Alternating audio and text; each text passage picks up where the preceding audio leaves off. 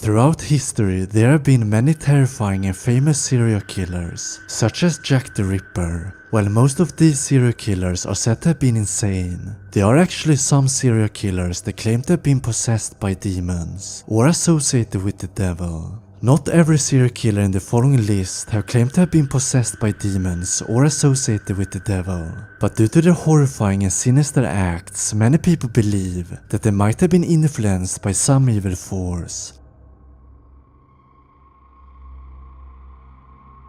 Sean Sellers. Sean Richard Sellers was born on May 18, 1969 in California. When Sellers was 6 years old, he began hearing voices that told him that he wasn't good enough and that he was a failure. Sellers thought this was normal, so he didn't tell anyone about it. Sellers' babysitter would often read the Satanic Bible to him while his parents was away, and he became fascinated with demons and the devil. As a teenager, Sellers began taking the Satanic Bible and vials of blood to his school. He would drink the vials of blood in front of other students. At home, Sellers would spend hours performing satanic rituals in his bedroom. During the rituals, Sellers would sometimes write notes with his own blood to Satan. Sellers believed that if he performed these rituals, Satan would grant him power to do whatever he wanted, and he later decided to see if he could get away with murder. On September 8, 1985, Sellers went to his local convenience store and shot one of the employees to death. Sellers would also later murder his mother and his stepdad by shooting them in the head while they were asleep. Sellers was not long after arrested, and he later said the following: "Demons were the beings that would do things I wanted done. They were the keys to the powers Satan promised." At his trial, Sellers said that when his courage failed him, he took on a different personality in which he became a determined, heartless and evil person. He also claimed to be possessed by a demon called Ezrat. Sellers were later executed by lethal injection on February 4th, 1999. Danny Rowling. Danny Rowling was born on May 26, 1954 in Louisiana. As a child, Rowling was abused by his father, and he was often told that it was an unwanted accident. Rowling would later attempt to kill his father after a heated argument. Rowling didn't succeed in killing his father, but his father lost an ear and an eye in the attack. After Rowling attacked his father, he disappeared and wasn't seen or heard from until several years later, when he resurfaced in Gainesville, Florida. At this point, Rowling had many thoughts of rape, torture and murder, which would lead him to commit horrible acts. On August 24th, 1990, Rowling broke into an apartment. Sonja Larsson and Christina Powell were asleep in the apartment. Powell was asleep on the couch downstairs, and Rowling quickly taped her mouth shut and then stabbed her to death. He then went upstairs, taped and bound Larsson before brutally raping her. When he was done with Larsson, Rowling stabbed her over 20 times in the back, killing the poor girl. One day later, Rowling broke into Krista Hoyt's apartment, where he first ransacked it for valuables and then waited for Hoyt. Hoyt later arrived to the apartment, and Rowling attacked her, taped her mouth and wrists, dragged her into the bedroom and brutally raped her before stabbing her to death. After killing her, Rowling cut off her head. On August 27th, Rowling broke into the apartment of Manny Taboada and Tracy Pauls. Taboada noticed Rowling and he attacked him, but was later killed. Pauls heard the fight and she ran down the stairs just to find Rowling killing her roommate. Pauls locked herself in her room, but Rowling broke down the door. He then raped and killed her, just like he did to his previous victims. At this point, the citizens in Gainesville had heard of the murders, and panic spread throughout the town. The media gave Rowling the name, the Gainesville Ripper. The police didn't have any leads on who the serial killer was, but they still had two suspects. Edward Humray, a student who had a history of mental illness, and another man which identity have not been released. The two men were later proven not guilty after Rowling was arrested in 1990. After his arrest, the police found a small camp where Rowling had been living that was located near the apartments of his victims. The police found audio recordings on which Rowling described the gruesome murders. I know I'll have to run the rest of my life, but I'm getting pretty good at it. I don't want you feeling sorry for me. I don't want you worrying about me. I'm a big boy. I'll take care of myself. We're all down here for just a breath anyway. Well, sign off for a little bit. I got something I gotta do.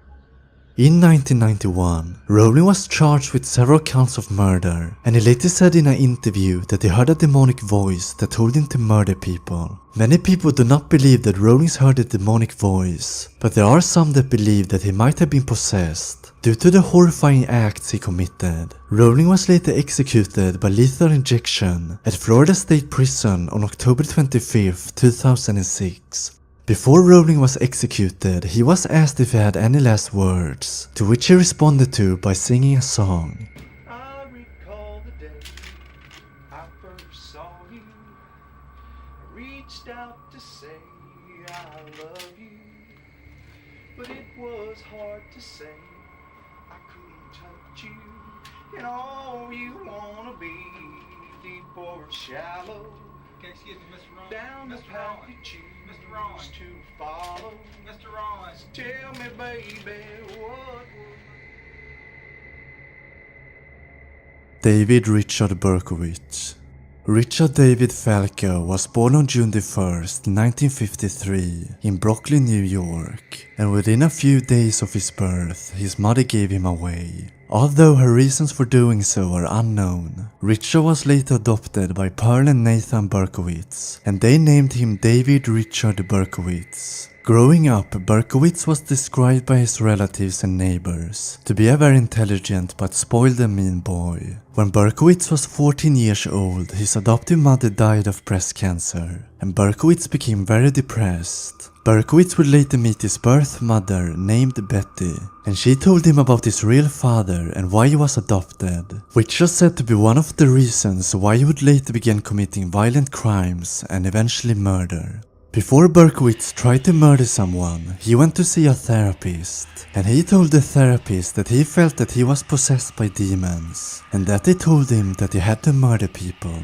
Late in the mid-1970s, Berkowitz tried to kill 2 women on Christmas Eve with a knife, but he was unsuccessful in killing the 2 women. After a failed attack, Berkowitz switched to a .44 caliber bulldog revolver and began shooting young women throughout New York City.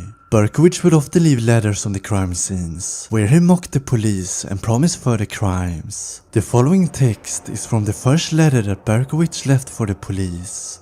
I am deeply hurt by your calling me a women hater. I am not, but I am a monster. I am the son of Sam. I am a little brat. When Father Sam gets drunk, he gets mean. He beats his family. Sometimes he ties me up to the back of the house. Other times he locks me in the garage. Sam loves to drink blood. Go out and kill, commands Father Sam. Behind our house, some rest. Mostly young, raped and slaughtered. Their blood drained. Just bones now. Papa Sam keeps me locked in the attic too. I can't get out, but I look out the attic window and watch the world go by. I feel like an outsider. I am on a different wavelength than everybody else. However, to stop me you must kill me. Attention all police. Shoot me first, shoot to kill or else. Keep out of my way or you will die. Papa Sam is old now. He needs some blood to preserve his youth. I love to hunt, prowling the streets looking for fair game. I live for the hunt, my life. Mr. Borelli, sir, I don't want to kill anymore. No, sir. No more, but I must honor the father. I want to make love to the world. To the people of Queens, I love you. And I want to wish all of you a happy Easter. May God bless you in this life and in the next. And for now, I say goodbye and good night. Police, let me haunt you with these words. I'll be back, I'll be back. Bang, bang, bang, bang. Berkowitz would eventually be arrested, and in total, Berkowitz had killed 6 people and wounded 7. After his arrest, Berkowitz told the police that his neighbor's dog was one of the reasons that he killed, stating that the dog demanded the blood of pretty young girls. He said that Sam that he mentioned in the first letter was his former neighbor Sam Carr, and that Carr's black Labrador retriever Harvey was possessed by an ancient demon that commanded him to kill. Berkowitz was later sentenced to 25 years in prison for each murder.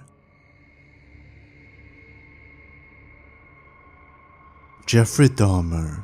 Jeffrey Dahmer was born in Milwaukee, Wisconsin in the 1960s. Dahmer was mostly happy during his childhood and was like any other child growing up at the time. His father later got a new job in Ohio and the family moved to a new house. During his early teens, Dahmer became very depressed and he didn't have any friends at the time. It was around this time that Dahmer claims that his compulsion towards necrophilia and murder began. Later in 1978, Dahmer invited Stephen Hicks to his parents' house, where the two men got drunk. When Hicks later tried to leave the house, Dahmer hit him in the head, killing him instantly. He then dismembered the body and buried the parts in the nearby forest. It would take 11 more years until Dahmer found his second victim, named Steve Tomey, who he met in a gay bar. The two men checked into a hotel room during the night, where they drank a lot of alcohol.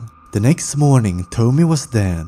Dahmer later moved the body to his grandmother's basement, where he had sex with the body before he dismembered it and threw the body parts in the garbage. Dahmer mostly sought out African American gay men, just because he thought that it would be easier not to get caught.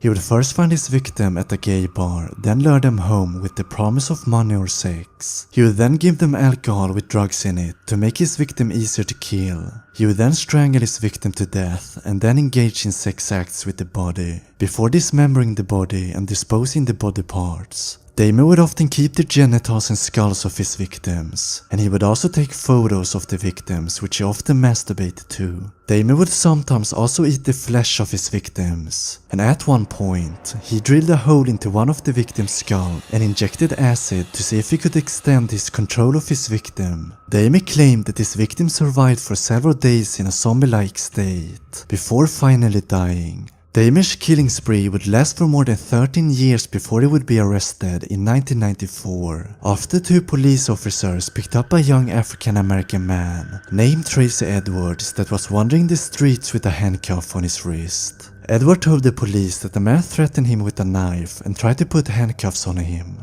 Edward led the police to Dahmer's house, where they found photographs of dismembered bodies, and they also found a head in the fridge. Dahmer tried to escape, but was captured by the two police officers, and his killing spree had finally ended. Dahmer had murdered 17 people in total, and he was later sentenced to 957 years in prison. Dahmer eventually died in prison, after another inmate crushed his skull with a metal bar. Albert Fish. Albert Fish was born in Washington, D.C. in 1870. At a young age, Fish was put into St. John's Orphanage, where he was physically and mentally abused. The children at the orphanage was often beaten and whipped, and believe it or not, Fish enjoyed being treated that way. When Fish was 9 years old, his mother came to the orphanage and brought him home. Later, when Fish was 12 years old, he began a relationship with a boy, which introduced Fish to urolegnia and coprohagia, which is a practice where you eat feces and drinks urine. In the 1890s, Fish traveled to New York City, where he became a prostitute and began raping young boys. He eventually got married to a woman and they got 6 children together. Even though Fish married and got 6 children, he didn't stop molesting young boys, and he later became obsessed with sexual mutilation. Fish would force needles into his groin and urinary tract, and insert wool into his anus and set it on fire. Fish's wife later left him for another man, and it was at this point Fish began having thoughts of murder, and he began having hallucinations. Fish one time wrapped himself in a carpet, saying that he followed the instruction of John the Apostle, which was one of the 12 apostles of Jesus. At this point, Fish was obsessed with cannibalism, and he would often serve raw meat for dinner for him and his children. Fish's thoughts of murder realized in 1919 when he stabbed a disabled boy to death. After his first murder, Fish began torturing and murdering several handicapped and African Americans. Fish later met a young girl named Grace Budd, and he told her parents that he had to attend his niece's birthday, and asked if he could take Grace with him as company. Grace's parents eventually agreed on letting their daughter to go with Fish, but Fish would never return with Grace, and he later sent a letter to her parents, telling them what happened to their daughter. My dear Miss Budd, on Sunday, June the 3rd, 1928, I brought you pot cheese strawberries. We had lunch. Grace sat in my lap and kissed me. I made up my mind to eat her, on the pretense of taking her to a party. You said yes, she could go. I took her to an empty house in Westchester that I already picked out. When we got there, I told her to remain outside. She picked wildflowers. I went upstairs and stripped all my clothes off. I knew if I did not, I would get blood on them. When all was ready, I went to the window and called her. Then I hid in a closet until she was in the room. When she saw me naked, she began to cry and tried to run downstairs. I grabbed her, and she said she would tell her mama. First I stripped her naked, how she did kick, bite and scratch. I choked her to death, then cut her in small pieces so I could take my meat to my rooms, cook and eat it. How sweet and tender her little ass was, roasted in the oven. It took me 9 days to eat her entire body. I did not fuck her, though I could if I had wished. She died a virgin. Grace's parents contacted the police and they were later able to arrest Fish. Fish was sentenced to death by the electric chair, and he later said that he thought it would be the greatest sexual thrill imaginable. Thank you so much for watching. If you liked this video, please hit the like button to support my channel and subscribe for more videos. And if you want to support me even more, then can you head over to my Patreon page and donate as much as you want. Take care, and I will see you in my next video.